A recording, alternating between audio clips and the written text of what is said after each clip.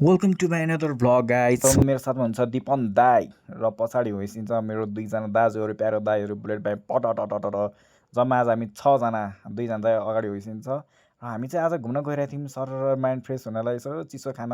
तराईतिर साह्रै गर्मी होला है, आज हामी मासतिर चिसो खान जाऊँ भनेर गएको कि मात्रै गएको पानी परेर झ्याममा पारिदिएको। छाता त थियो नि गाइज, के गर्नु बाइकमा छाता ओढ्न नमिल्ने रहेछ।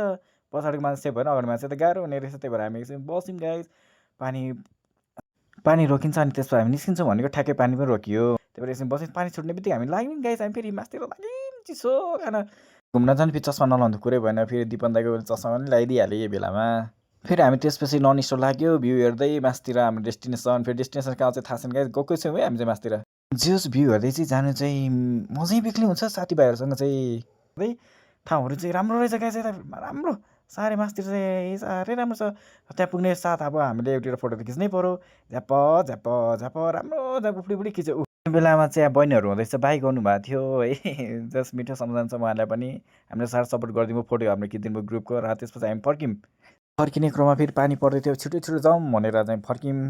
यो चाहिँ गाइस मेरो फर्स्ट टाइम मैले आफैले आफ्नो भोइसबाट बनाएको। कस्तो लाग्यो कुनै माया गरिदिनु होला, बाई।